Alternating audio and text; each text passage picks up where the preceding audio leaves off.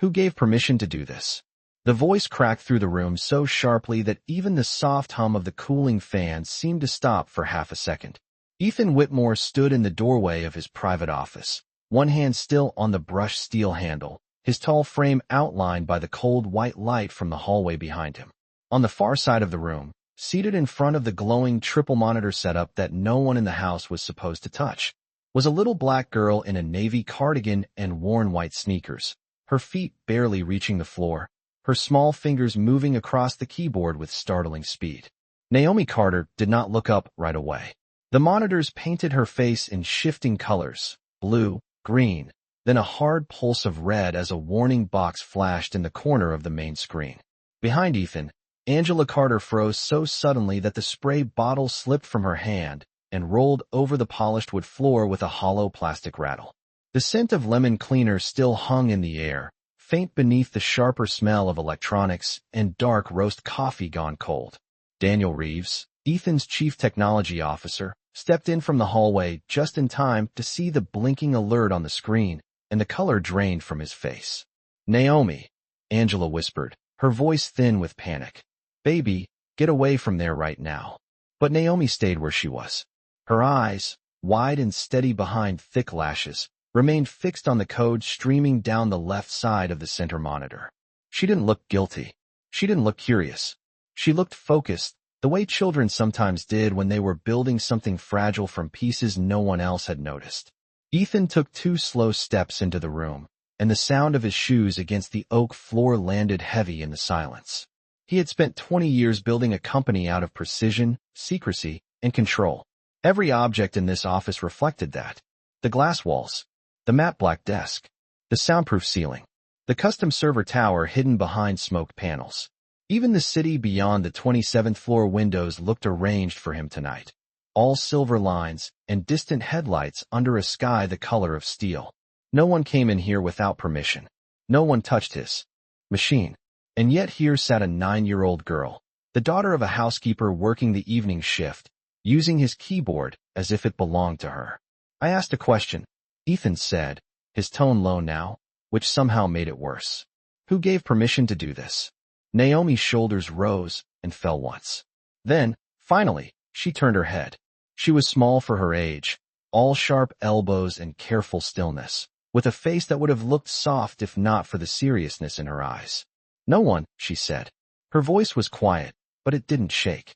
"I didn't have time." Daniel moved toward the desk at once. "Sir, don't let her touch anything else. We need to isolate the system now." He reached for the edge of the keyboard tray, but Naomi lifted one hand without even glancing at him. "If you shut it down now," she said, "you're going to lose the clean copy." Daniel stopped. Ethan narrowed his eyes. Angela stared at her daughter like the floor had disappeared beneath her. "Naomi," she said, louder this time, embarrassment and fear colliding in every syllable. "You do not talk over grown people. Step away from that desk."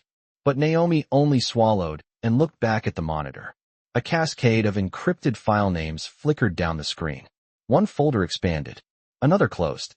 In the corner, the red warning box flashed again. 58 seconds. Ethan saw it then. A countdown. His jaw tightened. "Daniel," he said, not taking his eyes off the girl. "Why is there a timer on my screen?" Daniel leaned in closer, squinting. "I don't know," he admitted, and the fact that he had to say those words inside Ethan Whitmore's office made the air feel even thinner. Naomi clicked twice, opened a hidden process window, and pointed at a single string of text. Her finger looked impossibly small against the glow of the screen. "That file doesn't belong there," she said. "It's pretending to be a backup script, but it's not. It's waiting for the restart." Ethan felt something cold move through his chest, not fear exactly, but the first crack in certainty. He studied the child in his chair, the calm line of her mouth, the yellow library bracelet still on her wrist, the little spiral notebook peeking out of her backpack on the floor beside her, pages stuffed with handwritten symbols and tiny boxes drawn in pencil. She did not look like a threat. She looked like someone who had wandered into the wrong room by accident. But the screen in front of her told a different story. "How?" Ethan asked, each word clipped clean. "Could you possibly know that?" Naomi's fingers stilled at last. The countdown hit 43 seconds. Somewhere down the hall, an elevator chimed, muted by the thick walls. The city lights blinked beyond the glass like distant signals no one had decoded yet. Naomi turned in the chair and met Ethan's eyes fully for the first time. "Because," she said, her voice soft as dust and twice as unsettling, "that's not the real attack." Then she raised one small hand and pointed not at the countdown, not at the flashing warning, but at a name already logged inside the system. And the moment Ethan Whitmore saw it, the room went colder than the windows. No one spoke for a full second after Naomi pointed to the name on the screen. Daniel leaned in so fast his chair wheels clipped the leg of Ethan's desk, then stopped dead as his eyes locked on the access log. The reflected light from the monitor sharpened every line in his face. "That cannot be right," he said, but the words came out thinner than he meant them to. Ethan did not answer. He was still staring at the same line, at the employee credentials that had just appeared in the system record, credentials assigned to a senior engineer he had trusted for almost 11 years. The office, moments ago all polished control and expensive silence, now felt close and airless, as if the glass walls themselves had started listening. Angela stood near the door with both hands pressed together at her waist, knuckles pale, caught between the instinct to pull her daughter out of the room and the fear that moving at all might make things worse. Naomi did not seem to notice any of it. She reached for the mouse again, careful, almost gentle, and expanded the log history. A chain of scheduled tasks filled the screen. Hidden edits, masked permissions, redirected backups. Daniel's mouth parted slightly. "This was layered," he murmured. "Whoever did this buried it under routine maintenance calls." Naomi nodded once. "That is why you missed it." The words were simple, not cruel, but Daniel flinched anyway. Ethan finally moved. He came around the side of the desk and stopped just behind Naomi's chair. Up close, he could see the details he had missed at the door. The frayed cuff at the end of her cardigan, the faint pencil smudge on the side of her hand, the little crease between her brows that deepened every time a new process appeared on screen. She smelled faintly of paper, lemon cleaner, and the cold outside air that had come in with the service elevator. She looked far too young to be sitting in the center of a crisis that could cost millions of dollars by morning. "Show me," Ethan said. His voice had changed.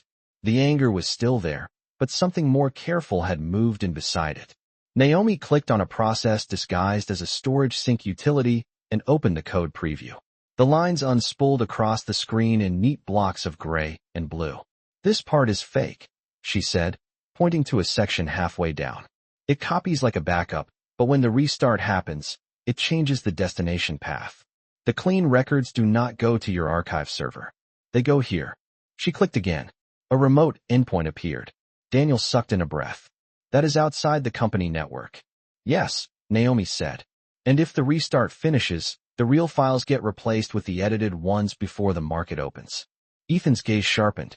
Tomorrow morning, he was supposed to finalize a merger review worth just under $2 billion. If the data room opened with altered financial records, the fallout would not just be embarrassing. It would be catastrophic. Lawsuits, investigations, headlines, the kind of damage that did not wash off with apologies and press releases. He looked at the countdown in the corner. 29 seconds. "Can you stop it?" he asked Daniel. Daniel did not answer right away. For the first time since Ethan had hired him away from a major defense contractor, the man looked uncertain. "Maybe," he said at last. Naomi shook her head. "Not maybe. Not like that." Ethan turned to her. "Then how?" She swallowed, and for the first time her age showed just a little. Not fear exactly, just the weight of knowing every adult in the room was waiting on her next sentence. "You do not kill the power," she said. "You cut the mirror process first, then redirect the handshake. If you shut everything down, the timer triggers the replace command anyway the next time the system boots." Daniel looked back at the screen, then at Naomi, then back again. "That is actually possible." Naomi bent down, grabbed the small spiral notebook from her backpack, and opened it on her lap. Page after page was filled with careful handwriting, arrows, diagrams, and copied commands. Some pages were dog-eared. Others had library due date slips tucked between them like bookmarks. Ethan caught sight of one line written in large letters across the top of a page. "If a system hides what it is doing, watch where it sends the truth." Something tightened in his chest. "Where did you learn this?" he asked. Naomi did not look up. "At the library," she said. And on old computers people threw away. Daniel blinked. You taught yourself network behavior? I watched free classes, Naomi said. And when I did not understand the words, I looked them up one by one. The countdown hit 18 seconds. Angela let out a shaky breath. Naomi, honey, please. Naomi finally glanced back at her mother, and her face softened. It is okay, Mama. Then she turned to Ethan's screen again and pointed to a tiny icon pulsing in the corner of a hidden window. There. That is the real door. Whoever did this is still watching to see if the restart goes through. Daniel's head snapped toward the monitor. She is right. Ethan felt the room tilt, just slightly, not from panic but from the brutal clarity of it. This was not some buried mistake left behind by sloppy coding. Someone had built a trap and stayed close enough to enjoy the spring. Naomi's finger remained on the screen, small and steady. If you want to save the files, she said quietly, you have to stop pretending the danger is the computer. The danger is the person already inside. The countdown hit 10 seconds, and suddenly every sound in the room seemed too loud. The quiet whir of the server fans.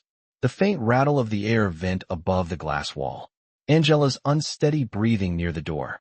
Even the soft click of Naomi's fingertip against the mouse sounded sharp in the cold stillness. Ethan Whitmore stood beside his own desk like a man who had walked into a familiar room and found the floor gone. He had spent years training himself never to show panic, not in boardrooms, not in lawsuits, not when markets turned ugly before sunrise. But this was different. This was not pressure from outside. This was betrayal already sitting inside his walls, breathing his air, using his system, waiting for him to make one wrong move. Daniel reached for the keyboard again, slower this time, no longer acting like the expert in control, but like someone approaching a live wire. If I isolate the mirror process and reroute the archive path, I might be able to buy a few seconds, he said. Naomi shook her head before he even finished. Not seconds. You need a clean handshake. If the old path pings first, the replace command wakes up. Daniel looked at her, frustrated and fascinated all at once. You keep saying that like you have done this before. Naomi's eyes stayed on the monitor. Not this exact thing, she said. But people hide the same way, even in code. They make the bad thing wear a good name. Ethan felt those words land harder than they should have. For a moment, he was no longer looking at lines of script or access logs. He was looking at every polished smile and every executive meeting he had attended over the last decade, every promise wrapped in expensive language, every person who knew how to disguise ambition as loyalty. He looked back at the login credential Naomi had exposed. Martin Keene, Senior Systems Architect. 11 years with the company. Clean record. Trusted access. The kind of man who brought his own mug to meetings and remembered people's birthdays. The kind of man no one looked at twice. 8 seconds. Daniel pulled up the process tree exactly as Naomi had shown him. This time his fingers hesitated over the keys, waiting for her. It was so strange, Ethan thought, to watch a grown man with 2 graduate degrees take instruction from a little girl whose backpack still had a faded cartoon keychain hanging from the zipper. Naomi leaned forward in the chair, the monitor light catching the smooth brown of her cheek and the tiny gold bead at the end of one braid. There, she said softly. That one copies the signal. End it first, but do not touch the scheduler yet. Daniel did it. The process window flickered. The countdown froze at 7. For one terrible second, then resumed. Angela covered her mouth. Ethan's pulse stayed steady, but he could feel it in his throat now, hard and deliberate. Why is it still moving? Daniel asked. Naomi's hand moved to the lower corner of the screen. Because there are 2 watchers, not one. Daniel stared. Then he saw it. A second hidden process, nested so deep beneath a permissions mask that it would have looked like system noise to almost anyone else. Almost anyone. My God, he whispered. Naomi did not react to the praise or the shock. She just opened the notebook on her lap again, scanning a page of pencil notes written in neat block letters. Ethan caught scraps this time. Port redirect. Ghost copy.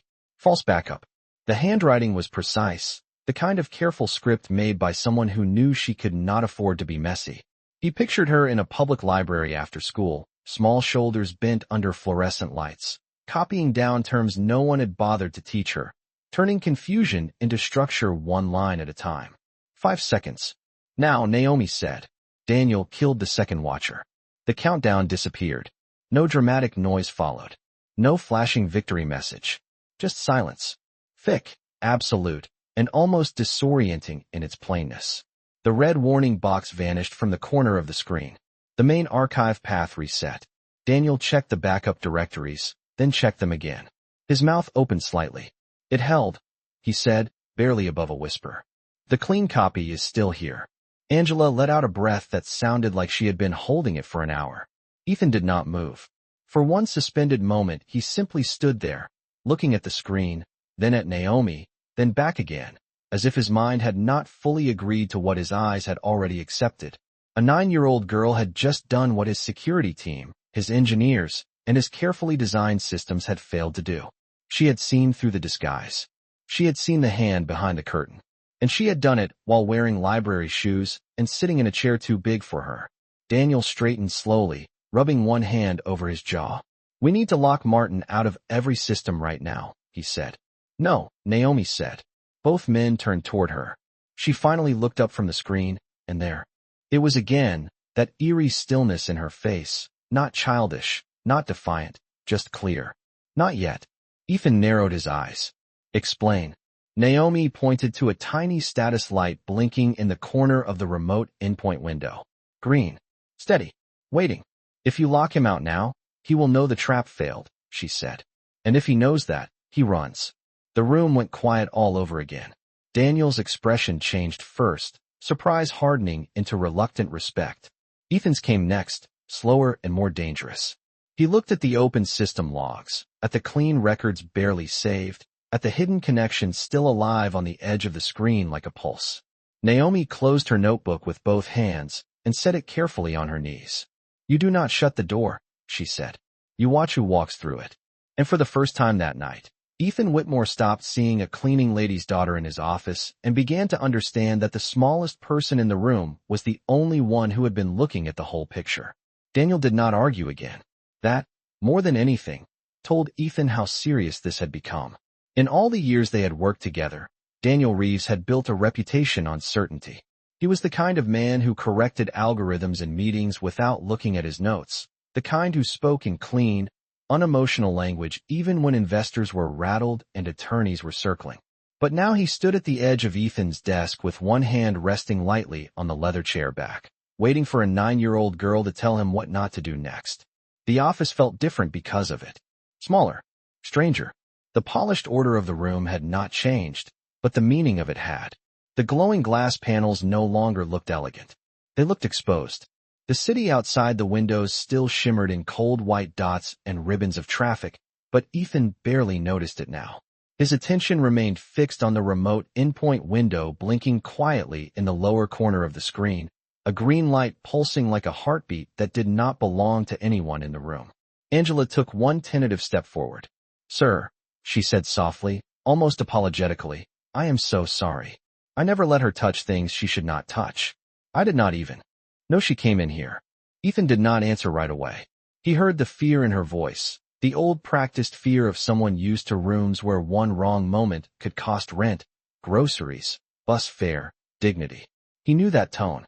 He had heard versions of it in hotel kitchens when he was younger, in janitorial crews after office hours, in people who apologized before they were even accused because life had taught them it was safer that way.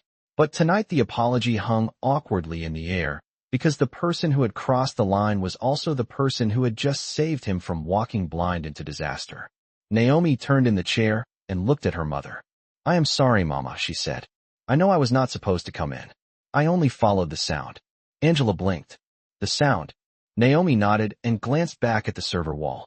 The fan rhythm changed. It sounded uneven, like when an old laptop starts doing too much in the background. Daniel stared at her. "You heard that from the hallway?" Naomi gave a tiny shrug. "It was loud if you knew what it meant." Ethan let out the slowest breath of the night. It was not relief. Not yet. It was recognition, sharp and unwelcome and impossible to deny. This child did not stumble into the truth. She noticed patterns. She trusted them. And she had enough nerve to act when older, better-paid people would have walked past the door and kept going. "All right," Ethan said at last. His tone changed again, flattening into the hard calm he used when decisions needed to be made quickly. "If we keep this connection open, How long before he comes back to check it? Naomi looked at the blinking indicator. Not long, she said. If he set the trap himself, he will want proof it worked. If he is careful, he might not log in directly. He might wait for a response packet first. Daniel nodded slowly, following the logic. She's right. If Keen is monitoring from off-site, he will be looking for confirmation before he moves. Ethan turned to Daniel. Can you mirror the endpoint without tipping him off? Daniel hesitated for half a beat. I can try.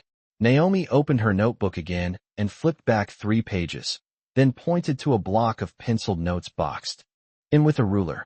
Do not mirror the whole stream, she said. Only the handshake return. If you copy everything, the lag changes. Daniel leaned closer. For a second, Ethan saw something almost unbelievable pass across his face. Humility. The man actually took out his phone, opened his notes app, and copied down the suggestion of a child in a navy cardigan whose sneakers were scuffed at the toes. All right, he said quietly. Handshake return only. Angela looked between them as if she had fallen into someone else's dream. Naomi, she whispered, how do you know all this? Naomi ran her thumb along the edge of the notebook cover, a nervous little motion Ethan noticed only because everything else about her seemed so controlled. I like learning how things hide, she said. Computers do not really lie. People just teach them how. The sentence landed in the room with more weight than its size. Ethan looked at her then, really looked. Not at the child in his chair, not at the situation, but at the mind behind her eyes. It unsettled him, not because it was unnatural, but because it was so clean. She had none of the polished ego he was used to in gifted adults. No need to impress. No performance. Just observation, conclusion, action. Daniel moved to the side console and began working from a secondary terminal, fingers quick but measured now. Naomi watched the blinking green light without speaking. Ethan remained beside the desk, arms crossed, his gaze shifting from screen to child to window and back again. Somewhere downstairs, a service cart rolled over tile with a faint rattling hum. Farther out in the city, a siren rose and faded into the distance. Inside the office, the silence returned in layers, not empty this time, but loaded, waiting. Then the screen changed. A small prompt appeared in the endpoint log. Single ping request. Daniel's shoulders tightened. He is checking the line, he said. Naomi leaned forward. Do not answer too fast. Daniel paused with his hand over the keyboard. Why? Because if the system had really completed the overwrite, the server would still be processing the archive conflict, Naomi said. A perfect response is suspicious. Daniel let out a breath that almost sounded like a laugh. Except there was no humor in it, only disbelief. You have got to be kidding me.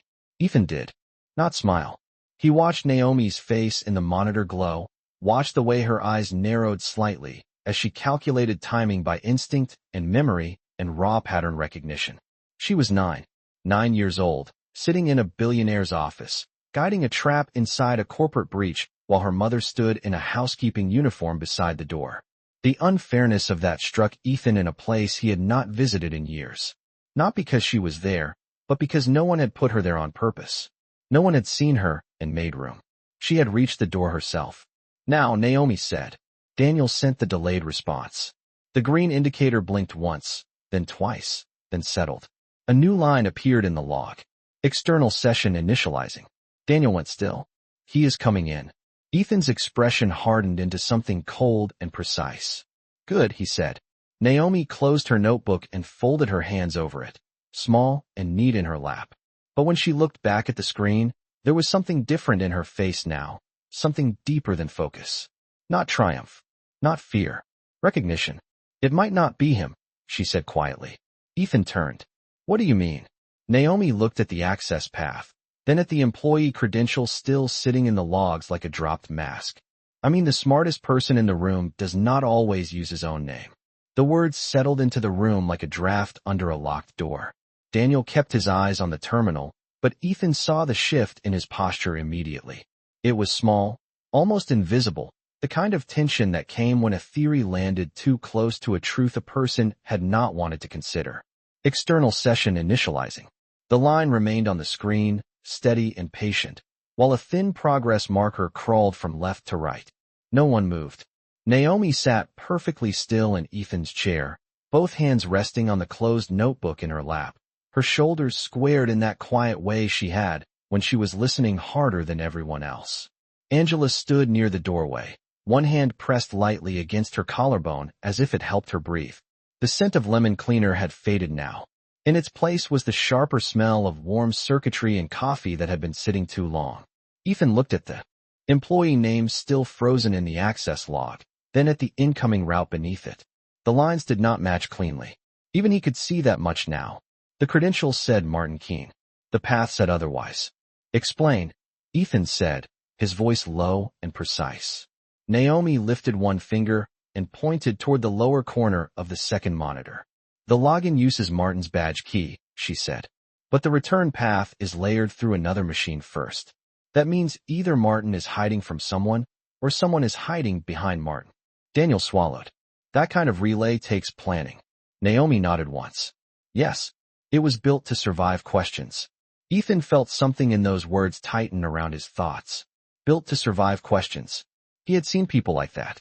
Executives, lawyers, consultants, men who filled a room with polished confidence, then left nothing solid behind when you tried to pin down what they had actually said. He looked at the data route again. The endpoint was bouncing through a private subnet associated with one of Whitmore Systems' internal research environments, the kind of hidden architecture only a handful of senior people even knew existed. Daniel saw it a second later. That subnet should not be visible from this side, he said. Only 3 people have access to that segment. Ethan turned to him. You, Martin, and who? Daniel hesitated. It was brief, but Naomi noticed it before Ethan did. Ethan could tell because her eyes shifted toward Daniel's reflection in the black edge of the monitor, not directly at him, just enough to catch what a face did before it was ready. Lena Voss, Daniel said at last. Vice President of Infrastructure. Ethan knew the name well. Smart, efficient, impeccable in meetings. The sort of person who made complex things sound inevitable. She had helped design the company's closed research architecture after a brief scare 3 years earlier. Ethan remembered thanking her publicly for protecting the future of the company. Now that memory left a bitter taste in his mouth. Naomi tilted her head slightly, watching the screen. She knows how you think, she said. Ethan frowned. What makes you say that? Naomi pointed to the mirrored handshake timing. Because the fake backup was not just hidden. It was hidden where someone expected your team to trust it. The trap was made for your habits, not just your system. Daniel looked at her in silence for a moment. Then he turned back to the terminal with a face Ethan had never seen on him before. Not arrogance. Not confidence. Respect edged with dread. Another line appeared on the screen. Session authenticated. But instead of opening the overwrite command, the connection paused, almost as if whoever sat on the other end was checking the room by instinct, testing the silence. Naomi's voice dropped even lower. Do not push yet. Daniel's fingers hovered above the keys. If I wait too long, we lose the chance to tag the source. If you move too soon, they will know the archive did not complete, Naomi said. People who make traps always check for the thing they fear most first. Ethan glanced at her. And what is that? Naomi answered without looking away from the screen. Being seen. The room fell quiet again. Down in the street far below, traffic slid through the city in soft ribbons of white and red. Inside the office, time narrowed to the pulse of one connection and the breathing of 4 people gathered around a machine that had nearly betrayed them. Ethan rested one hand on the back of the chair beside Naomi. He was careful not to touch her shoulder, careful not to crowd her, but close enough now to see the faint ruled lines on the page peeking from the top of her notebook. Tiny handwriting. Arrows. Questions written in the margins. Words circled 3 times. Learn the pattern. Then watch who depends on it. He stared at that sentence for half a heartbeat, then looked away. Another prompt flashed. Manual verification request. Daniel muttered under his breath. That is not Martin. Martin never verifies manually. He wrote the automation to avoid this exact step. Ethan felt cold certainty settle in. Naomi had been right again. Martin's name was only a code. Whoever was coming through now knew too much, moved too carefully, and trusted nothing they had not touched themselves. Can you answer as the system? Ethan asked. Daniel nodded slowly. Yes, but if they ask for the archive checksum, we cannot fake it without risking the entire mirror. Naomi opened her notebook again, flipped 2 pages, then stopped. Do not fake the checksum, she said. Delay it. Daniel stared. With what? Naomi pointed to a maintenance flag in the side panel. A false conflict warning. Small enough to be annoying, not big enough to be alarming. The kind people in power ignore because they think they can clear it themselves. Ethan almost smiled, but it was not amusement. It was something more startled than that. She understood pride. She understood how the right kind of person could be led by their own certainty. Daniel entered the delay. The system sent the warning. For 2 long seconds nothing happened. Then a new line appeared. Override accepted. Elevated access requested. Daniel went still. Ethan's jaw tightened. Only one executive outside the engineering team had override authority at that level. Lena Voss. Naomi's eyes lifted to the screen, calm and dark and far too knowing for a 9-year-old child. I told you, she said softly. The smartest person in the room does not always use his own name. Sometimes she borrows the one nobody wants to suspect. For a moment, even Daniel forgot to breathe. The elevated access request glowed on the monitor with quiet confidence, almost elegant in its simplicity, and that made it worse. Ethan Whitmore had built his company on systems, layers, safeguards, signatures, and the belief that intelligence paired with discipline could keep chaos outside the door. But now chaos was not outside. It had a user path, an override tier, and the credentials of someone he had invited into the architecture himself. Lena Voss. He saw her in his mind with painful clarity. Crisp, gray suits. Controlled smile. The way she listened in meetings without interrupting, then spoke once and rearranged the room. She had never raised her voice. Never needed to. People like Lena did not push. They positioned. Ethan kept his face still, but inside, old conversations were starting to shift shape. Delayed infrastructure reports. Her insistence on private research petitions. The one time she had argued that too much visibility created security risk. At the time, it had sounded intelligent. Tonight it sounded useful in a different way. Daniel straightened slowly from the terminal, his expression gone pale under the blue wash of the monitor light. If that is really her override path, he said, then she had to plan this weeks ago, maybe longer. This is not a smash and grab job. It is staged. Naomi sat very still in the oversized chair, her feet hanging above the floor, her small hands folded over the notebook in her lap. She had not smiled once since Ethan found her in the office. She did not look proud now either. She looked sad in the way children sometimes did when adults finally caught up to something they should have seen earlier. She made the system trust the wrong person, Naomi said quietly. That is why it lasted so long. Angela looked from one face to another, lost in the language but not in the tension. What is happening? She asked in a strained whisper. Ethan turned just enough to look at her. Someone inside my company tried to alter tomorrow's records and frame it through another employee. Angela's eyes widened, and Naomi saw it. Ethan looked back at the child in his chair. Yes, he said, and for the first time that night there was no anger left in the word. Daniel lowered himself into the side chair near the console and rubbed both hands over his face. If Lena is requesting elevated access manually, she is not just checking the failure. She is coming in to clean the tracks. Naomi nodded. Or to finish the job herself. A new line appeared in the mirrored session window. Administrative Archive Review. Ethan's jaw tightened. The phrasing was neat, harmless on the surface, exactly the kind of corporate language that made danger look like housekeeping. Naomi leaned forward slightly, the monitor glow catching the edge of her braids. She is going to look for the checksum mismatch first, she said. If she sees the clean file still there, she will know someone interrupted the process. Daniel's fingers hovered over the keyboard again. Then we need to feed her what she expects to see. Naomi shook her head. Not everything. Just enough to keep her reading. Ethan glanced down at the notebook in Naomi's lap. The cover was worn at the corners. There was a tiny stain near the spiral binding, probably from juice or rainwater or a library table someone had not wiped dry. It struck him suddenly that all the expensive intelligence in his building had missed what this child caught with public Wi-Fi, discarded machines, and a pencil. The thought was not inspiring. It was indicting. What do you suggest? He asked her. Naomi looked at the screen for a few seconds before answering. Show the corrupted preview, but keep the root locked behind the maintenance delay. People like her do not panic. When they think they are winning, they get careful. Daniel stared at her.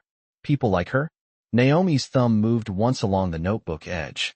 The kind that hide under calm, she said. Ethan felt that sentence settle deeper than the others. Hide under calm. He had mistaken composure for loyalty more than once in his life. On trading floors. In boardrooms.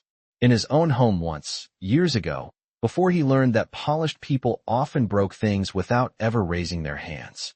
Daniel began building the decoy layer Naomi described, his movements quick but no longer leading. He was translating her instincts into technical form now, and Ethan could see that he knew it. Every few seconds Daniel checked the mirrored access log, then checked Naomi's face, as if the surest source in the room was no longer the machine. A soft knock sounded from the outer glass door. All four of them turned. Through the frosted side panel, a slight figure stood in the hallway holding a tablet against her chest. For one odd second Ethan's mind refused the image. Then the office assistant cracked the door open 2 inches. "Sir," she said, careful and confused, "Ms. Voss is here. She says she needs to speak with you tonight. She says it cannot wait until morning." No one answered. The city beyond the windows seemed to go soundless. Daniel's eyes flew to the mirrored session. Still active. Still authenticated. Ethan turned slowly back toward the screen, then toward the door. The two realities stood side by side now, impossible to ignore. Lena Voss was physically downstairs in his building, while her override path was live inside his system. Angela pressed a hand to her mouth. Daniel whispered, almost to himself, "That means she is not the one on the connection." Naomi's gaze moved from the door to the glowing monitor and back again. Her face did not change, but something sharpened in her eyes. "No," she said softly. "It means she wanted you to think the smartest person in this story works alone." The office assistant stayed frozen in the doorway, one hand still on the glass, waiting for permission to step in or disappear. Ethan Whitmore did neither. He stood at the center of the room with the city shining cold behind him, one reality glowing on the monitor and another standing outside his office door in heels. And a tailored coat. Lena Voss was downstairs in his building, asking to see him in person, while her override path remained active inside his private system. The contradiction should have felt impossible. Instead, after everything Naomi had exposed, it felt almost deliberate, like another polished layer placed over something rotten. "Do not let her up yet," Ethan said at last, his voice flat and controlled. The assistant nodded quickly. "What should I tell her?" Ethan's eyes shifted once to the screen, then back to the door. "Tell her I am in a call, and will meet her in 10 minutes. The assistant hesitated. She sounded urgent. "Good," Ethan said. "Let her stay urgent." The door closed. Silence folded back over the room, thicker than before. Daniel turned fully toward Ethan now, all the color still missing from his face. "If Lena is physically downstairs, then the live session could be Martin after all," he said. Naomi tilted her head, listening to the logic, then slowly shook it. "No," she said. "Not if she timed it like this." Ethan looked at her. "Go on." Naomi glanced at the monitor, then at the frosted glass where the assistant had disappeared. "If Martin was the only one on the inside, Lena would not come here tonight. She would stay away and let the system fail by itself. Coming here means she needs to control what you see while someone else controls what the computer shows." Daniel stared at her for a second, then leaned back in his chair as the idea settled. "A split distraction," he said quietly. "One person manages the machine. The other manages the room." Naomi nodded. "That is easier than doing both at once." Angela, who had been trying to follow every word, looked from Ethan to Daniel to her daughter with wide, uncertain eyes. "So she came here to lie to him?" she asked. Ethan's expression hardened. "Either to lie, to redirect blame, or to find out how much we know." Naomi looked down at her notebook and ran her thumb lightly over the spiral edge. "Maybe all three." A new line appeared in the mirrored session. "Archive discrepancy acknowledged. Manual correction pending." Daniel swore under his breath, not loudly, but enough to cut through the room like a wire. "They are adapting," he said. "They know the delay exists." Naomi leaned forward. "No, they know something. Slowed them down. That is not the same as knowing why." Daniel's fingers moved over the keys, checking the secondary log. The remote session is still using Lena's override authority, but the handshake pattern changed. Look at the interval spacing. Ethan did not need to understand every technical layer to hear what mattered in Daniel's voice. Someone else had taken over the keyboard on the other end, or the first person had handed it off. Either way, the trap was not static anymore. It was being watched by people smart enough to improvise. Ethan looked at Naomi again. She had gone still in that unnerving way of hers, as if she were listening to something beneath the obvious noise. "What do you see?" he asked. Naomi did not answer immediately. She watched the timing spread between requests, the tiny pauses, the pattern in the hesitation. Then she said, very softly, "It is two people, but not equal." Daniel frowned. "What does that mean?" Naomi pointed at the screen. "One of them built the trap. The other one is following instructions. The second one keeps checking before each move. That means the smartest person is not at the keyboard right now." Ethan felt that sentence land like a key turning in a lock. Lena downstairs. Another operator on the remote session. Martin's credentials buried in the log. The shape of it was changing, and with each new detail the betrayal became less personal and more architectural. This was not one ambitious employee grabbing money on the way out. This was design, structure, layered deception inside a company built on trust and precision. Daniel zoomed in on the request history. "The correction path is dirty," he said. "Look at the syntax spacing. Keen would never type like that. He is too careful." Naomi nodded. "And Lena would never hesitate that long between overrides." Ethan narrowed his eyes. "You are talking like you know them." Naomi looked up at him then, and for the first time there was something almost childlike in her face. Not innocence exactly, but honesty without armor. "I do not know them," she said. "I know patterns. People leave those everywhere." Angela's gaze softened for a second, pride briefly outgrowing fear. Ethan noticed it. So did Daniel. Neither man said anything. On the main monitor, another request flashed. "Root path reconciliation." The wording sounded harmless, even helpful, but now, every gentle phrase on that screen felt like a hand reaching toward a locked drawer. "If Lena comes upstairs and finds us all standing here, she will read the room before I say a word," Ethan said. Daniel nodded grimly. "Then you need to meet her somewhere else." Naomi turned in the chair to face Ethan more directly. "Not alone," she said. "If she came to manage the room, she will be ready for your questions." Ethan almost answered on reflex, almost told a 9-year-old girl that he knew how to handle a corporate executive in his own building. But the words did not come. That kind of pride had already cost him too much tonight. Instead, he looked at her and said, "What would you do?" Naomi glanced toward the glass wall, where Ethan's reflection hovered faintly over the city lights. "I would let her think she is still early," she said. "People show the most when they believe the truth has not caught up yet." Daniel exhaled slowly. "Keep her talking while we trace the second operator." Ethan looked at the clock on the wall. 10 minutes suddenly felt both enormous and thin. "Can you do it?" he asked Daniel. Daniel's jaw flexed once. "Maybe." Naomi shook her head. "Not maybe. You have to make the second person comfortable first." Daniel looked at her, half tired, half amazed. "And how exactly do we do that?" Naomi pointed to the mirrored session, to the delayed maintenance flag still blinking like an unresolved irritation. "By letting them think Lena is doing her job." The room went still again as the meaning settled in. Lena had not come to stop the damage. She had come to shape the story around it. Ethan turned toward the door, his face sharpening into something colder than anger now, something cleaner. Then he looked back at Naomi, small in the great black leather chair, notebook in her lap, library bracelet still loose on her wrist. "All right," he said. "Then let us see what story she planned to tell." The hallway outside Ethan Whitmore's office looked different when he stepped into it, not because the marble floors had changed or the recessed lights had dimmed, but because once doubt entered a building, everything polished started to feel staged.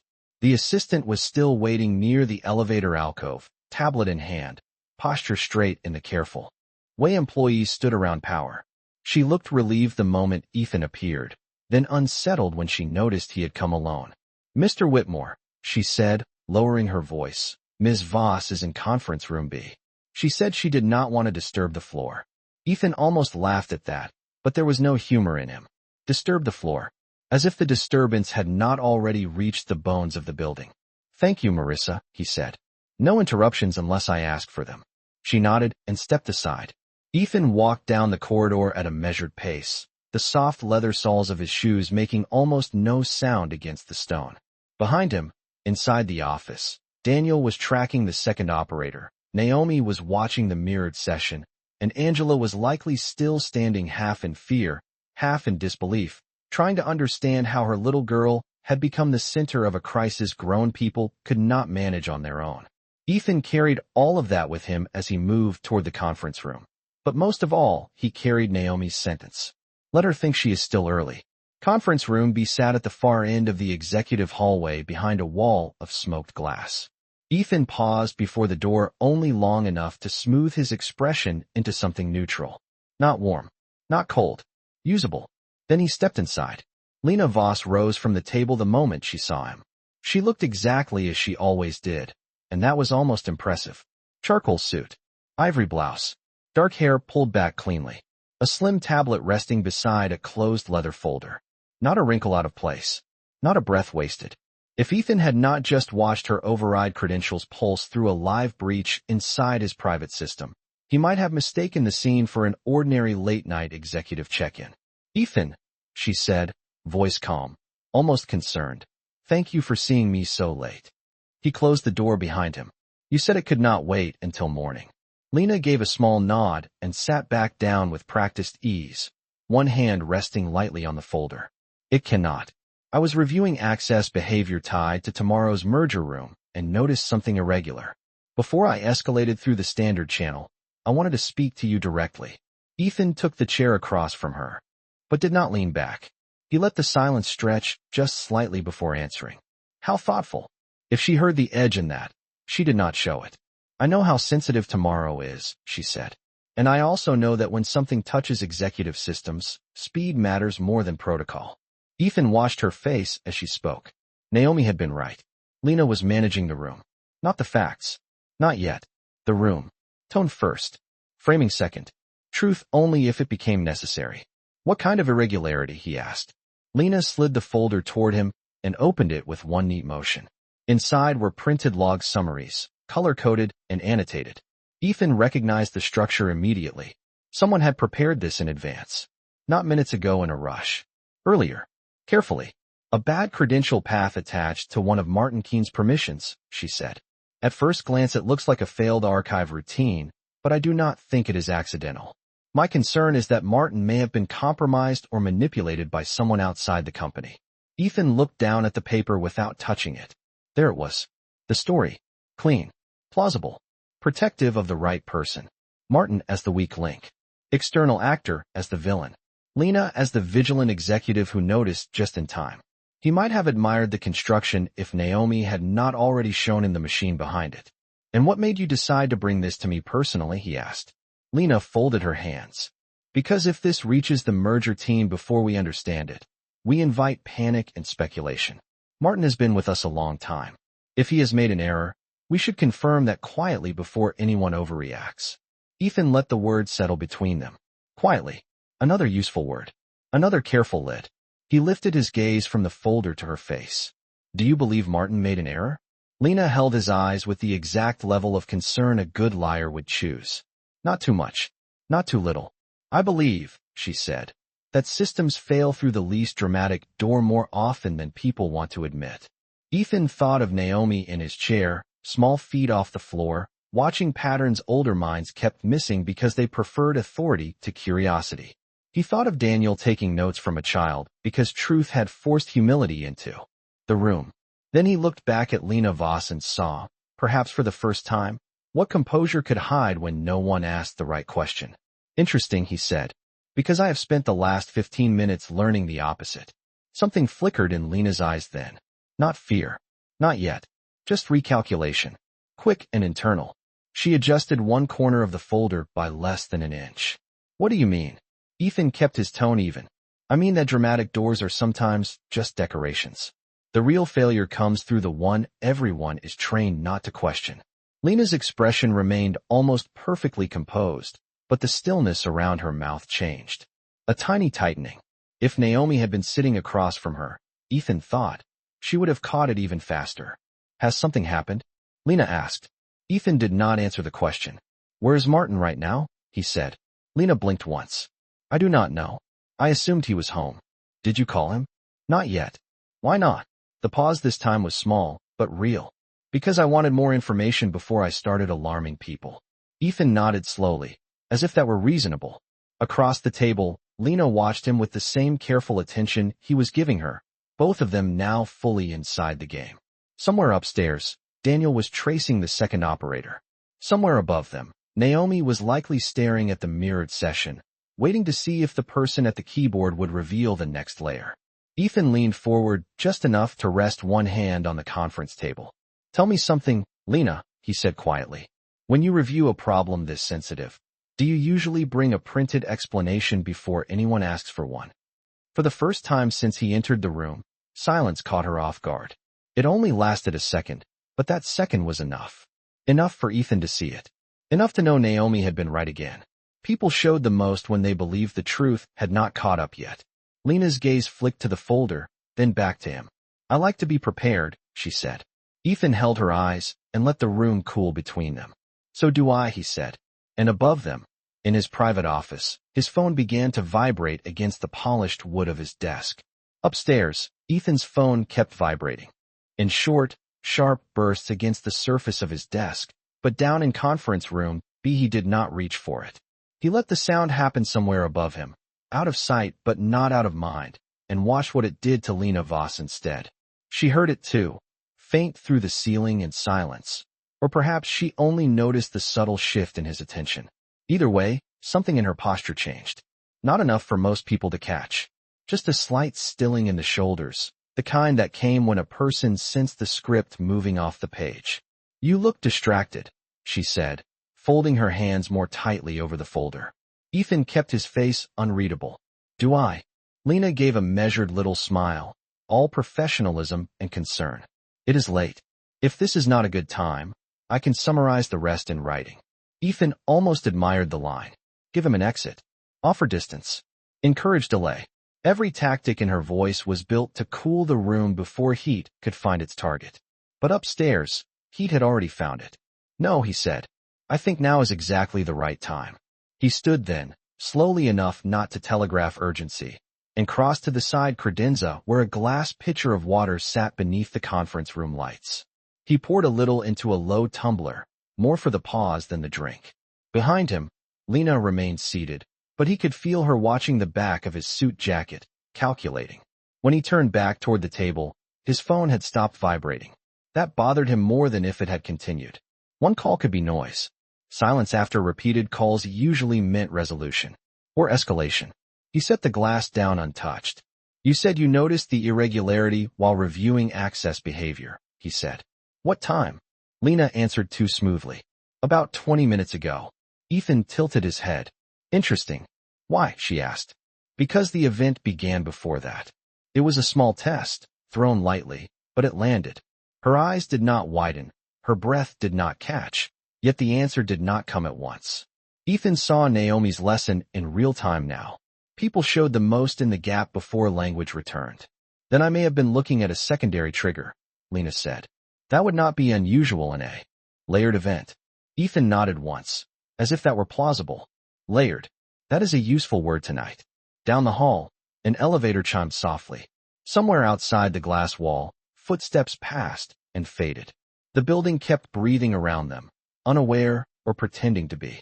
Ethan took out his phone at last and looked down at the screen. 3 missed calls from Daniel. 1 message. He opened it without apologizing. She was right. Second operator is not Martin. Trace points to internal executive guest network. Also, you need to come up now. Lila is here. Ethan read it twice, not because he needed to, but because the last sentence struck him sideways. Lila. His daughter should have been home in the townhouse with her tutor long before now. A thread pulled tight inside him. He lifted his gaze. Lena was watching him carefully, still composed, but now there was a brighter alertness in her eyes, the kind a chess player wore after hearing a piece move offboard. "Problem?" she asked. Ethan slipped the phone back into his pocket. "Maybe," he said. "My daughter is upstairs." That landed more cleanly than anything else had. Lena blinked once. Then, very gently, she said, "At this hour?" There it was again. Not concern. Collection. She wanted to know whether Lila had seen anything, heard anything, entered the wrong room at the wrong moment. Ethan could hear Naomi in that too. The smartest people always checked what could see them. Children move through buildings in ways adults underestimate, Ethan said. Lena's fingers, resting on the edge of her folder, tightened by a fraction. Then she released them. Of course. Ethan took one step toward the table. Did you know my daughter and Angela Carter's daughter have met before? For the first time since the conversation began, Lena looked genuinely surprised. It lasted less than a second, but it was enough. No, she said. Should I have? Ethan did not answer immediately. He thought of Lila leaving books open on the library table at home, of the way she asked strange, precise questions no adult had taught her to ask, of the nights she wandered into his office doorway and stood quietly until he noticed her there. He had often mistaken her silence for absence. Perhaps he had done that with more than one child. Maybe, he said at last. Children notice things. Lena leaned back, slightly in her chair, recentering herself. Ethan, if this is about one of the staff or their children being near a restricted area, that is an internal policy issue. It can be handled separately from the system event. Ethan looked at her and felt the whole shape of the lie at once. Separate the child from the truth. Separate the witness from the pattern. Separate the room from the system. She was still managing compartments, still deciding what counted. That is one way to look at it, he said. Another way is that the only person who actually saw the event clearly tonight is 9 years old. Lena did not speak. The silence between them sharpened into something almost metallic. Ethan went on. And before you ask, yes, she understood more than your prepared folder does. Now Lena's composure shifted for real. Not broken, just forced into a new arrangement. Prepared folder? She repeated. Ethan stepped closer and put one hand on the back of the chair across from her. The one you brought before anyone formally briefed you. The one that frames Martin Keene as a likely point of compromise. The one that arrived in this room at exactly the same moment a remote operator using your authority tried to clean my archive. That hit. He saw it. Not in a dramatic flinch, not in raised voice or denial, but in the stillness that followed. A person could hide under calm, yes, but calm had texture, and hers had just changed. It no longer flowed. It held. You are making a very serious accusation, Lena said quietly. Ethan did not sit. No, he said. I am making an observation. His phone vibrated again. This time he looked down immediately. A new message from Daniel. She called up here first. Ask Lila why. Ethan felt the room narrow around that sentence. He lifted his eyes to Lena, and suddenly the conference table between them seemed too polished, too clean, too willing to reflect whatever story was placed on top of it. Before you came to see me, he said, every word measured now. Did you go anywhere else on this floor? Lena's face remained composed. No. Ethan held her gaze. That is not what I was just told. For the first time all night, the air in the room changed in her favor and against it at the same time. Because now she knew two things at once. First, the truth had moved faster than she expected. Second, somewhere upstairs, a child had entered the story she did not plan for. And Ethan Whitmore had started asking questions in the wrong order for her. The lie did not crack all at once. It thinned. Ethan saw it in the silence after his question, in the way Lena Voss held her breath half a second too long before letting it out through her nose, in the tiny shift of her gaze toward the table instead of his face. She was still composed, still polished, still arranged in that careful way powerful people arrange themselves when they believe composure could outrank evidence. But something had changed now. The room no longer belonged to her version of events. I went to the executive lounge first, she said at last, each word chosen with surgical care. I did not think it was relevant. Ethan watched her without blinking. My daughter was in the lounge. Lena folded one hand over the other. Yes. The admission landed quietly, and because of that, it landed hard. Ethan felt the back of his neck go cold. What did you say to her? Lena's expression softened by a degree, the kind of softness that in another moment might have looked maternal. Tonight it looked tactical. Nothing improper, she said. She was reading. I asked whether she had seen anyone upstairs because I noticed Angela's cleaning cart outside the west corridor. She mentioned that Naomi had been there earlier. Ethan held still, but his mind moved fast. Naomi had not wandered into his office by accident. She had followed a sound. Lila had likely seen her before that. Lena had asked questions before anyone knew there was a problem, before she claimed to have reviewed the logs, before she arrived with a prepared explanation printed and tabbed in a leather folder. Naomi's instincts had been right from the start. The danger was not the machine. The danger was the person already shaping the room around it. So you were looking for Naomi before you came to me, Ethan said. Lena did not answer immediately. Then, with maddening calm, she said, I was trying to understand who had proximity. Ethan let the phrase sit there between them. Proximity. As if this were geometry, not betrayal. As if a 9-year-old child were. Merely a variable in a system design. His phone vibrated again. He checked the screen. A new message from Daniel lit up the display. Trace complete. Second operator logged in through executive guest network access point outside the lounge. Device tag belongs to Lena's spare tablet. Ethan read it once, then again, and the whole elegant arrangement of Lena's story suddenly flattened into something uglier and simpler. She had not just managed the room. She had staged access near the room. She had built overlap between physical presence and digital confusion, a shell game with time, authority, and location. He slipped the phone back into his pocket and looked at her with a clarity that made his voice quieter, not louder. You did not come here to warn me, he said. You came here to steer me. Lena's chin lifted slightly. Ethan, whatever Daniel thinks he has found, I strongly suggest you do not rush into conclusions based on a compromised event. Compromised by whom, he asked. She did not answer. He stepped closer to the table, both hands now resting lightly on its polished edge. His reflection hovered faintly beneath the overhead lights, fractured by glass and grain. You asked my daughter whether Naomi had been upstairs, he said. Then you used a spare company device on the executive guest network while your override authority was active inside my private system. Then you walked into this room with a finished narrative that protected you and framed Martin Keene before anyone had formally briefed you. Those are not conclusions, Lena. Those are sequence points. Her gaze sharpened.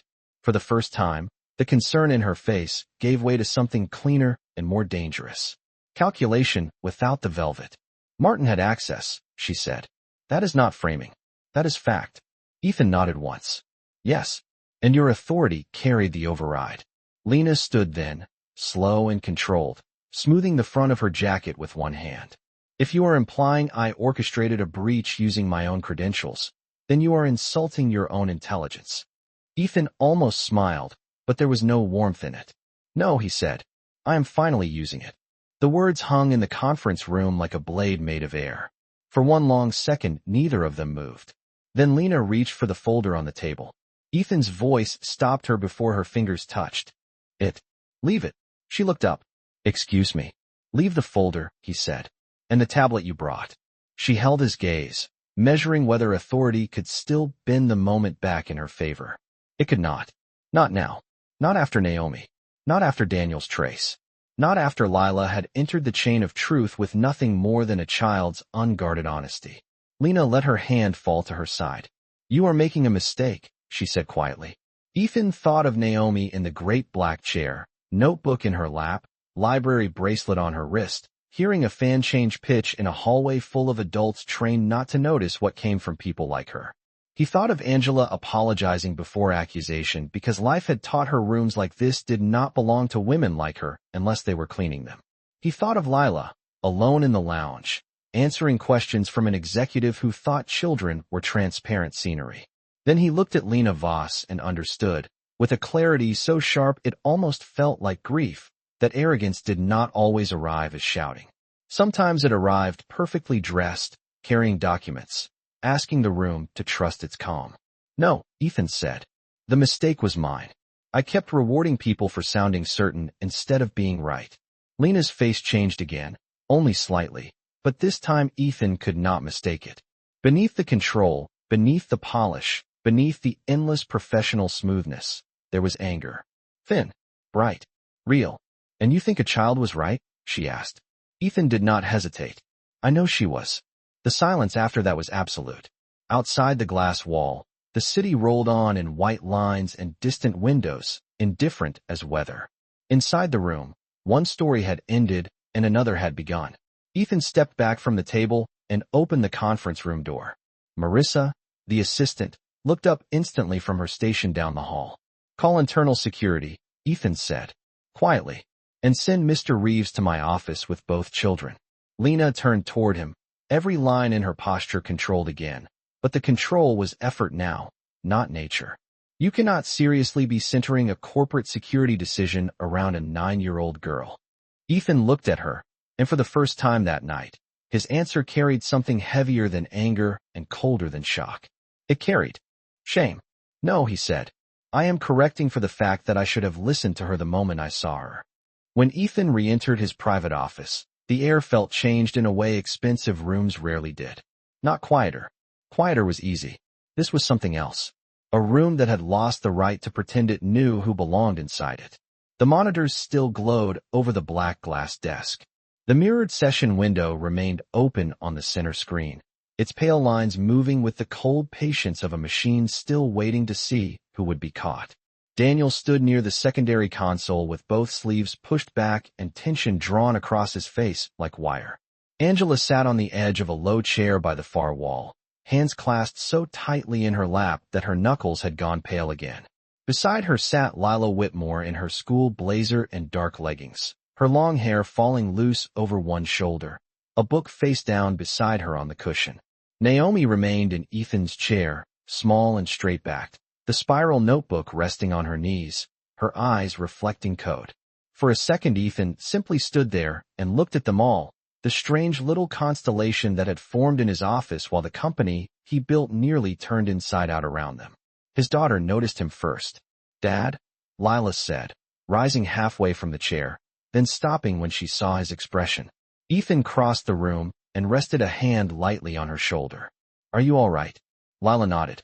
"Yes." Then, after a pause that was very much his daughter and very much not a child's pause, she added, "But I think Ms. Voss lied to me." The words landed without drama, and because of that they struck harder. Ethan crouched slightly, so he was closer to her eye level. He could feel Naomi watching, not intrusively, just attentively, the way she watched everything that mattered. "Tell me exactly what happened," he said. Lila glanced once at Naomi, then back at him. "I was in the executive lounge finishing my reading log because Mrs. Hamley left early, and I did not want to wait downstairs. Ms. Voss came in and asked if I had seen anyone near your office." She smiled when she said it, but it felt like a test.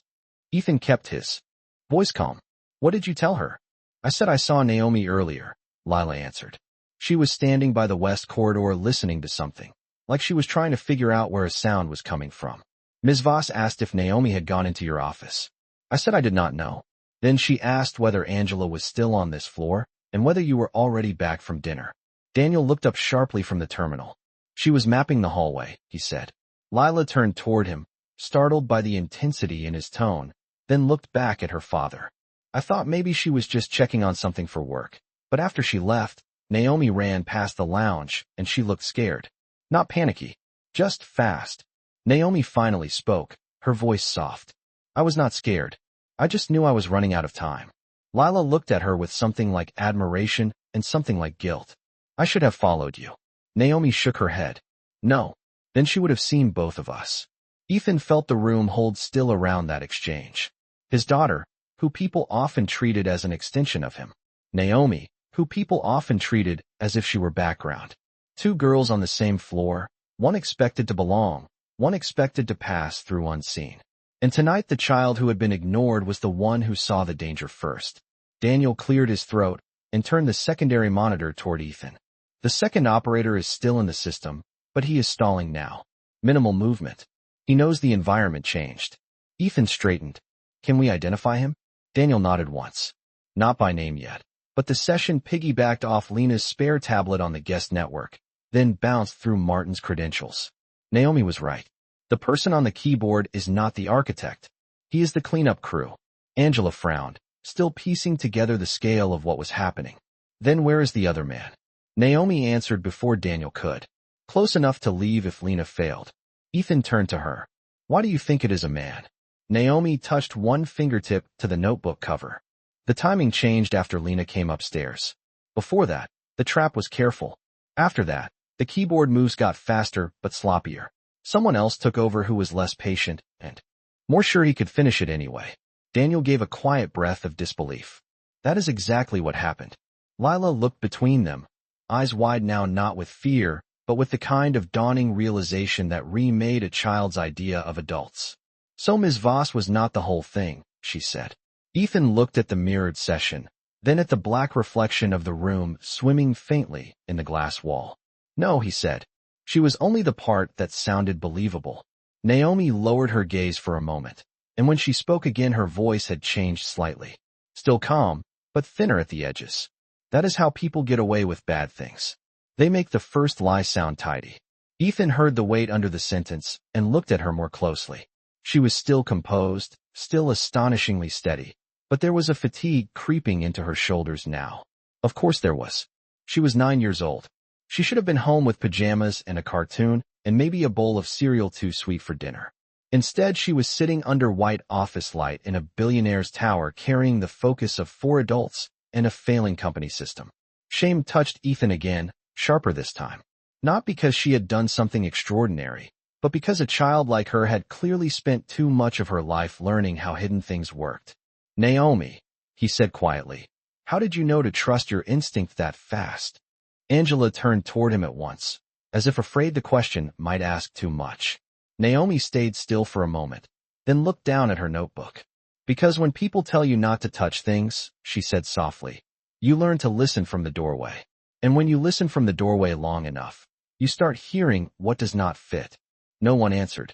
The office, for all its glass and steel and high-priced design, seemed suddenly too bare to hold a sentence like that. Lila's expression changed first. The innocence in it did not vanish, but it made room for understanding. Daniel looked away toward the terminal, jaw tight. Angela closed her eyes briefly, not in surprise, but in the weary recognition of a truth she had probably lived inside for years. Ethan felt something settle in his chest then, not emotion exactly, but decision. Cold, clean, final. He walked to his desk, pressed the intercom, and said, Marissa, lock down executive exits. Keep this off the main security channel, and send legal to hold every access log tied to Lena Voss, Martin Keene, and all executive guest devices from the last 48 hours. He released the button and looked back at the room. No one leaves with their version of the story intact. On the center screen, the mirrored session flickered. A new line appeared. Remote transfer attempt initiated. Daniel swore under his breath. Naomi's head came up instantly. He is trying to run now, she said. Ethan stepped toward the monitors, but it was Lila who spoke next, sudden and clear. Wait. Everyone turned. She pointed to a tiny icon in the corner of Lena's abandoned tablet lying on the credenza where security had left it minutes earlier. That light was blinking like that in the lounge when Ms. Voss left me alone. Daniel stared at the device, then at the screen, then back again. That is not just a spare tablet, he said. That is the bridge. Naomi was already opening her notebook, flipping to a page marked with a folded library receipt. Her small finger landed on a penciled note, and when she looked up at Ethan, the room narrowed around the steadiness in her face. If we break the bridge right now, she said, we do not just lose him. We lose where he was planning to go next. Daniel moved toward Lena's tablet with the kind of caution people usually save for unstable things, not because the device itself looked dangerous, but because everyone in the room now understood it was more than a screen and a battery. It was a door. Small, elegant, easy to dismiss if you did not know what it connected. The soft indicator light on its edge blinked in a patient rhythm, pale blue against the dark glass credenza. Lila stood beside the chair where she had been sitting, one hand still half raised from where she had pointed it out, her face pale but steady. Naomi had her notebook open across her knees, the folded library receipt marking a page covered in tiny arrows, timing notes, and boxed phrases written in careful pencil. Ethan stood between the desk and the monitors, his attention moving from the mirrored session to the tablet and back. Again, feeling the room pull tight around a choice that looked simple and was not. Break the bridge now, or let it stand long enough to see where the fleeing operator meant to go. Can we track the destination without tipping him off? Ethan asked. Daniel knelt beside the credenza and angled the tablet under the desk lamp. Maybe, he said, then glanced at Naomi and corrected himself. Yes, but only if the bridge stays alive long enough to complete the handoff. Naomi nodded once. He is not trying to destroy everything now, she said. He is trying to save something. Angela frowned from the chair by the wall. Save what? Naomi's eyes stayed on the center monitor. Proof that he was there, or proof that someone else told him to be. Daniel unlocked the side diagnostic view and mirrored the tablet's connection map to the third monitor. A branching pattern opened, clean at first, then dense and ugly beneath the surface. Guest network. Executive subnet. Temporary relay. Hidden outbound queue. Daniel's face tightened as he followed the line. This is not a panic move, he said quietly. He had an exit path ready. Ethan folded his arms. Then he expected the first plan might fail. No, Naomi said softly. Everyone looked at her. She traced one fingertip under a line in her notebook before speaking again. He expected the person in front to fail, not the plan. Ethan felt that sentence land with the precision of a nail. Lena downstairs, polished and composed, had not been the engine. She had been the shield. The one built to absorb suspicion first, to use calm as cover, to stand in the room and shape interpretation while someone else operated in the margins. Daniel enlarged the outbound queue. There, he said. He is packaging something. The screen filled with transfer fragments, encrypted and compressed, each packet moving toward a destination still masked by 2 layers of routing. Lila stepped closer, hugging her elbows. Can he still take the company files? Daniel shook his head. Not the main archive. Naomi stopped that. But if he had side logs, route maps, override histories, or executive notes, he could still carry away enough to hurt us later. Ethan looked at Naomi. You said if we break the bridge now, we lose where he was planning to go next. How long do we wait? Naomi watched. The packets moved for a few seconds, then asked, how big is Lena's tablet storage? Daniel blinked. 256 gigabytes. And how much is still free? Daniel checked. Not much. Maybe 30. Naomi nodded. Then he is not taking everything. He is taking only what matters most to him. Ethan's gaze sharpened. Which means? Naomi looked up at last.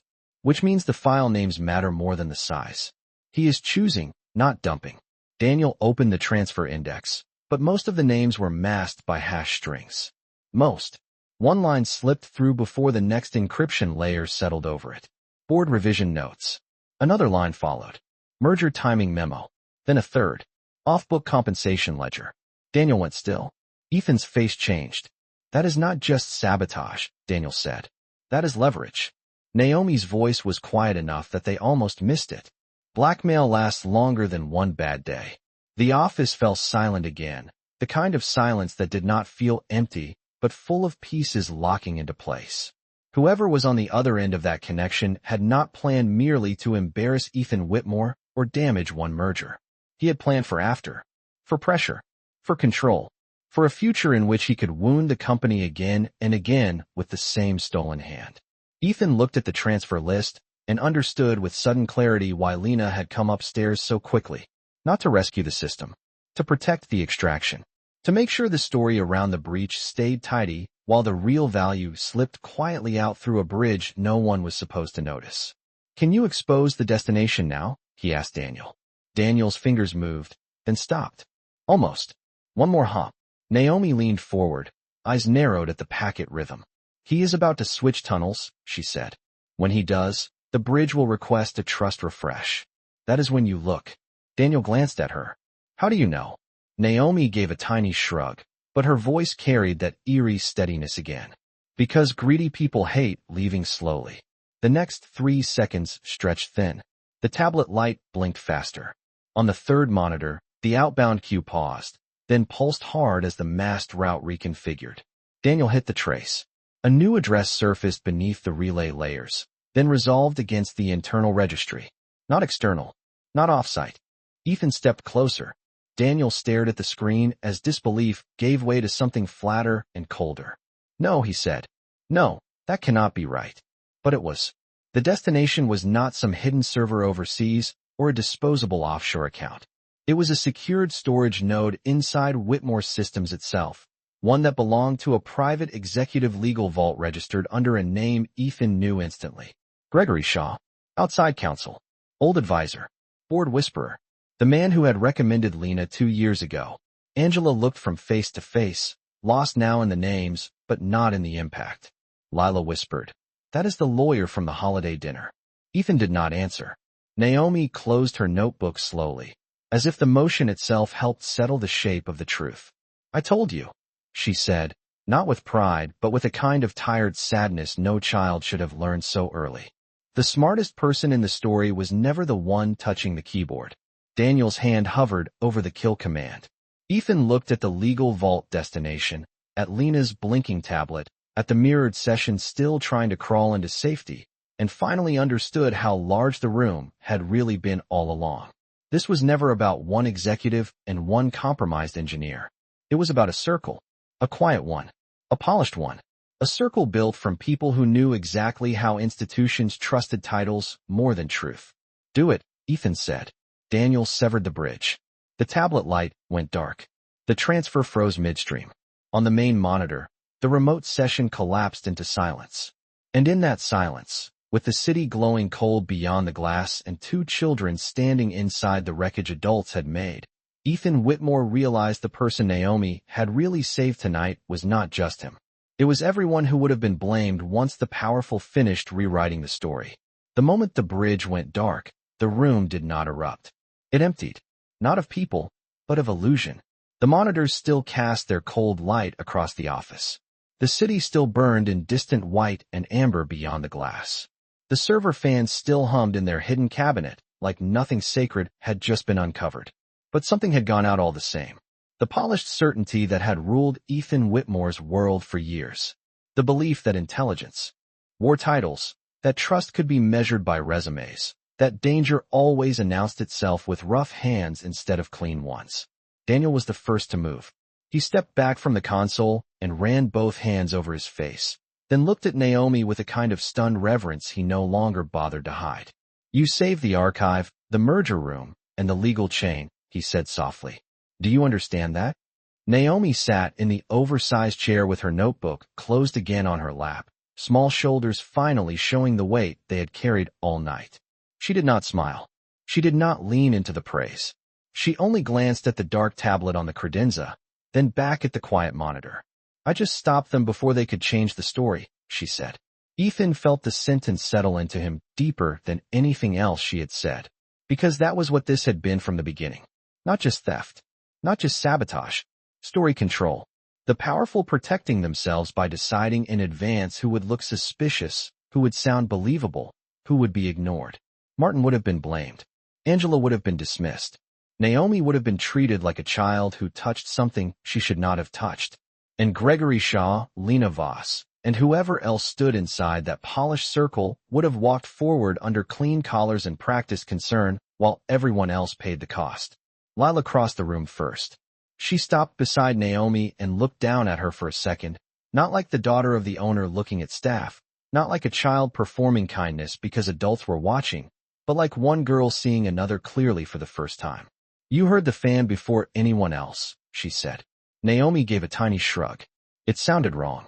Lila nodded as if that made perfect sense, then reached down and took the spiral notebook gently from Naomi's lap. She looked at the penciled diagrams, the boxed words, the library receipt folded between pages, and her eyes softened. "You wrote all of this by yourself?" Naomi hesitated, then nodded once. "Mostly from the library, and some from old computers people threw away." Lila held the notebook like it was something fragile and important, which it was. "Dad," she said without looking away from the pages, "this is better than the coding camp workbook you bought me." The honesty of it might have made another room laugh. This one did not. Ethan crossed the space between himself and Naomi slowly, then stopped in front of the chair. He did not stand over her this time. He lowered himself down until he was at eye level, his suit trousers creasing against the polished floor, the kind of floor people like Angela cleaned after men like him had gone home. Naomi looked at him carefully, not frightened now, not impressed either, just waiting to see which version of him had returned from the night. Ethan looked at her and saw, all at once, everything he had missed at the door.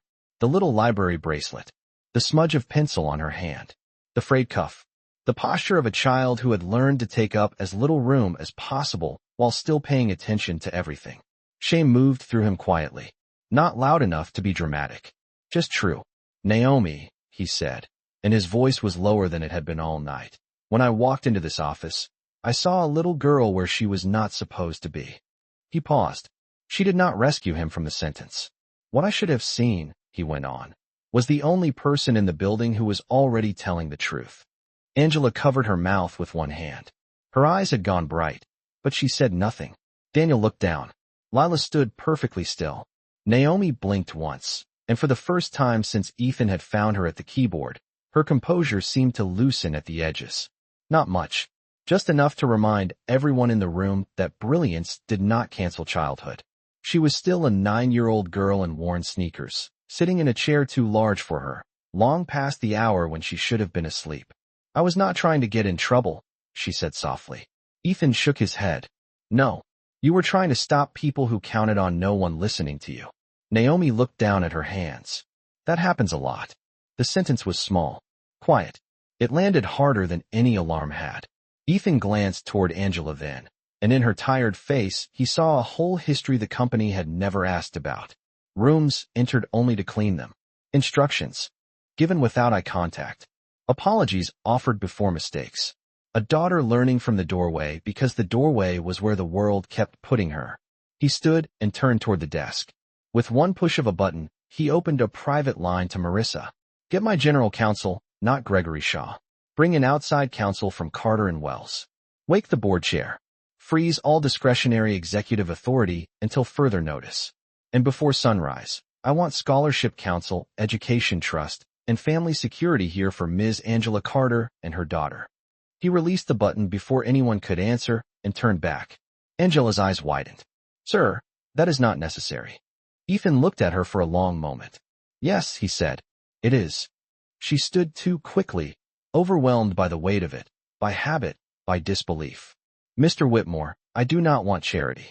The old fear was back in her voice now, but beneath it was pride, fierce and clean. Naomi looked up at her mother with the same pride, shaped smaller and steadier. Ethan respected them both more for that answer than he had respected most executives in his building. "It is not charity," he said. "It is correction." Angela fell silent. Ethan stepped toward Naomi one final time and held out not money, not a contract, not a dramatic promise, just the key card to his office, black and silver and blank on one side. "You should not have needed permission to be taken seriously," he said. "But from this moment on, no one in this building will mistake access for worth again." Naomi stared at the card, then at him. "Why are you giving me that?" Ethan's gaze moved once to the monitors, then to the city, then back to her. "Because tonight this room belonged more to your honesty than to my name." Lila smiled through tears she had tried not to let fall. Daniel exhaled like a man who had finally stopped holding up a wall. Angela sat back down slowly, one hand pressed over her heart. Naomi took the key card with both hands, careful, almost reverent, though what she was really holding was not plastic. It was proof. That one night, in a glass tower built for powerful people, a black girl who had learned from doorways did not just enter the room. She changed what the room would remember. And as the first hint of morning softened the far edge of the skyline, Ethan Whitmore stood in the quiet glow of his office and understood at last that the most important thing Naomi Carter had restored was not his data, his merger, or his reputation. It was something rarer than any of those. She had made a room full of adults remember what decency feels like.